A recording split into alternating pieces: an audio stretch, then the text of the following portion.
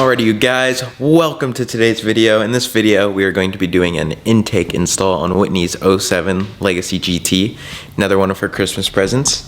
It is a ETS cold air intake. It's got a pretty good sized filter. Thing's actually like one of the largest probably on the market for this car. And then got a nice wrinkle black powder coated pipe for basically the intake, cold air intake. It's got the stock MAF sensor bolted on, the banj fitting, ETS coupler. So yeah, we do have one more thing coming for the car. So we're gonna have to end up taking this intake back off, but it's like a couple bolts, so it's not gonna be that big of a deal. But yeah, let's go ahead and go over to the car and start taking stuff apart to get this thing on. This install should probably take like 10 minutes, just an intake. So let's jump to the car. Go ahead and pop your head. This is what we're working with right here. Got the stock intake. So we're just gonna start taking stuff apart right now. So what we need to do is, well, this is gonna be really simple. Pull this off. Man, we should have cleaned in there. It's a little nasty. Wow, that filter is disgusting. Okay, all right. So we need to take this box out, get this hose off. So let's just start taking stuff apart. All right. Well, we had to do some finagling. The camera did die, so we probably missed a little bit. But this thing is it's a tight fit for sure. Right now we are just getting our last little things done, getting this bolt in. They definitely do not test fit these before they ship out, but we're making our work. Oh dang, that's gonna be a butt nugget. Crud. We should have put that on. I put the sensor on. Alright, back up this bolt. Alright, we'll see you guys in a minute. It's gonna take a minute. Well, after a long battle, we finally got this thing on. I think it's designed more for an aftermarket turbo inlet. So with the stock inlet, it just kind of makes it a pain in the booty. But we got the MAF sensor on. Got the intake on. Should be dialed. Feels all nice and sturdy. Hopefully the filter don't fall off. I think we're chilling. So yeah, let's start this thing up. Go take it for a ride. And fire her up.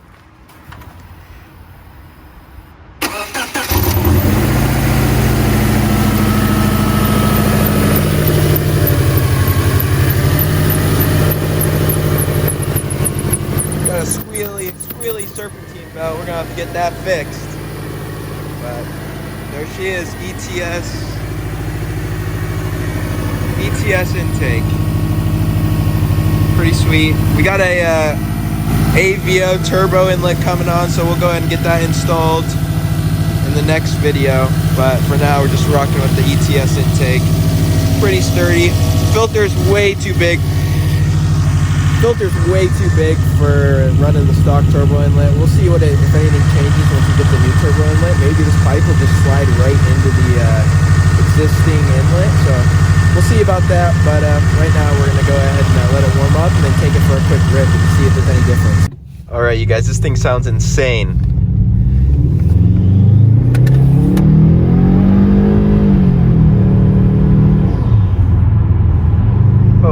You can hear that thing sucking. Can you guys hear that? I don't know if you guys can hear it, but it is so loud.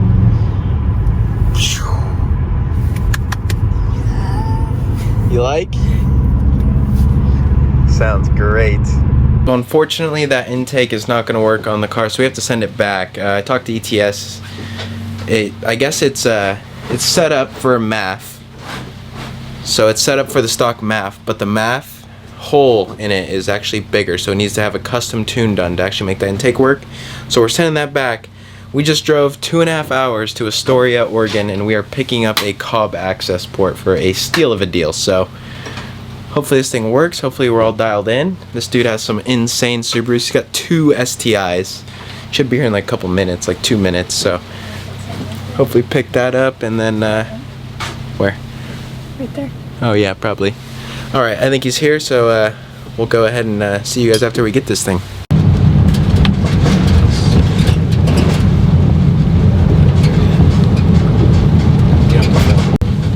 Alright, Alright guys, we picked up the Cobb Acessport. We are currently in Astoria going down these world's scariest hills. I've never taken the transit down anything like this, so I'm gonna put this thing in tow haul mode. Turn the camera that way. Just get an idea of how steep this stuff is. Alright, here we go. Oh, my Lanta.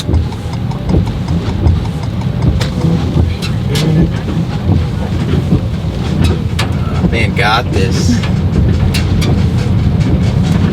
We're cruising. Coming up, I had this thing pegged, and she was not like it. Oh dang, tow haul mode, dude. This thing is, that engine braking is nice. Oh, I think this is the steepest part.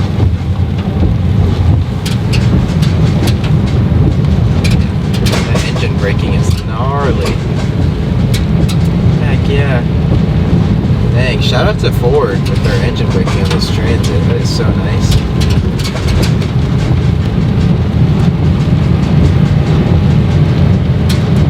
That was cake.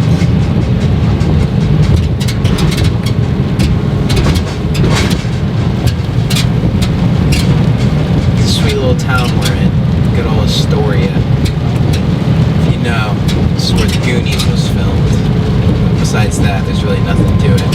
You got a pretty cool boat museum, so if you're ever here, you gotta check that out. Besides that, it's pretty much just a small town. Domino's. And yeah, it's the bottom of the hill. How about that? But we're gonna go ahead and take you on a drive through this little town. They have a big boat in there on display, and it's pretty cool. I have to pan through my window. Big ol' Coast Guard boat on its side, pretty sweet. And yeah, just a small little town hugs the coast. I'm not sure what ocean this is. Do you know what ocean this is? Probably the Pacific. Yeah, probably the Pacific Ocean, something like that. But right on the coast, you got another big old boat right there, all decorated up, looking snazzy. You got about a 2-hour drive home. It says that the wind, will go ahead and check before we hop on the freeway, but it says that the wind's gonna die down around 12, so if we have to, we'll camp out in a Walmart parking lot or something and wait it out. Yeah, just, you know, living that van life, you know what I mean? I mean, Ford Transits, these things, these high roofs, they do not like the wind. Those 40-mile-an-hour wind gusts, I thought we were gonna die. Blown over. Like, it was literally, like, I was turning left, and the front end was going right. Like, I had the steering wheel cranked, and it didn't do anything. We were just getting pushed. So keep that in mind if you have one of these big old vans. If there's 80-mile-an-hour winds, you probably shouldn't drive, because you're probably going to end up in a ditch or into a guardrail. So keep that in mind. I mean, you got to think this thing acts as a sail. It's so big that any wind hits it, and it's blowing you whichever way it's blowing you. So, yeah, but we got a long drive, so we'll see you guys either at the house or we'll throw some montage in this, but peace. It's a small town.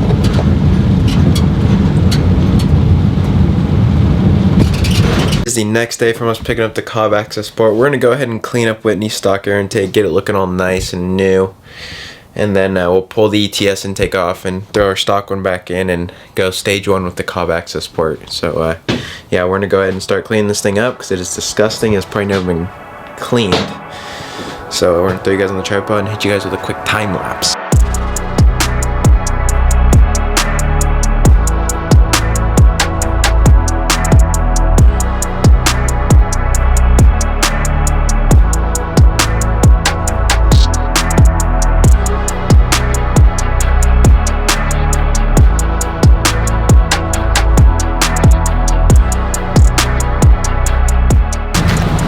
Well, we got Whitney's stock intake on. Looks like it still has a check engine light, so we might need to, disconnect the battery and then go from there. So we'll go ahead and disconnect the battery real quick. So you can see we cleaned up the intake real nice, got it looking spiffy. Whitney broke it last night. Why would you do that? Why'd you do that? I didn't mean to. Can you put the hood thing up? I have so many hands. Lift it. Okay, we need disconnect to negative. What size is that? Wow, that is very corroded. That might be an issue. That might be an issue. I don't know if that's gonna loosen. Okay, we'll try. Alright, we gotta find this OBD2 port somewhere under here. From my understanding.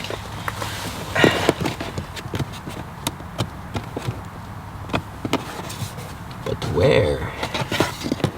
Aha. Appears to be right here. Plug her in.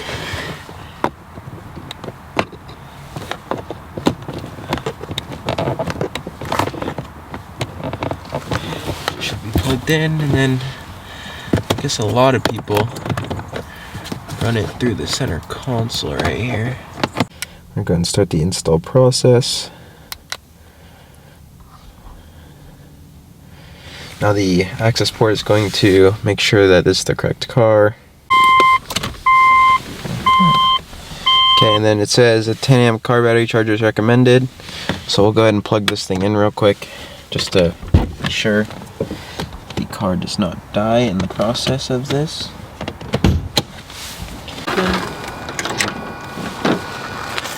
Battery charger. Run quite the extension cord.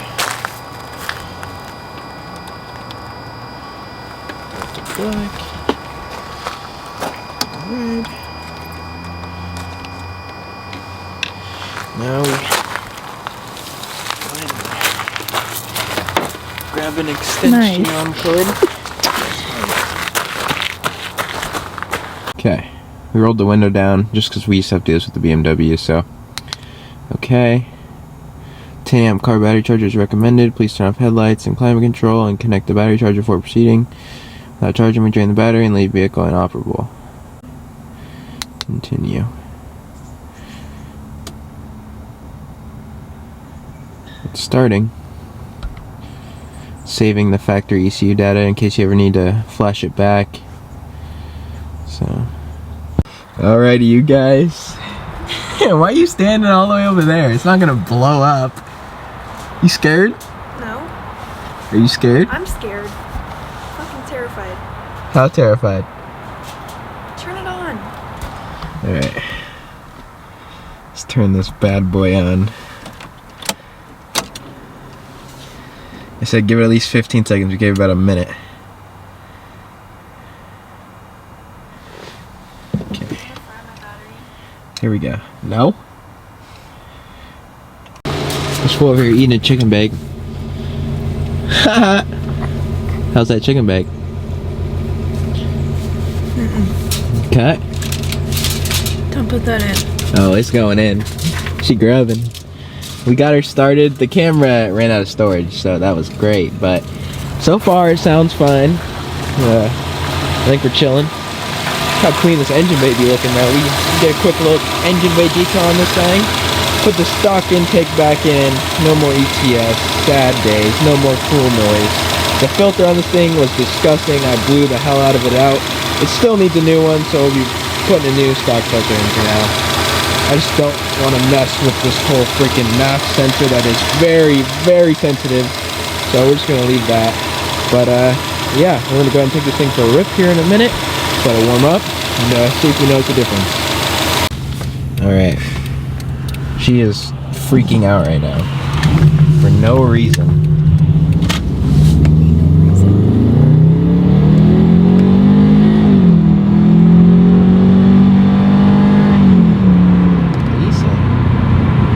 Feels a little more like on the bottom end.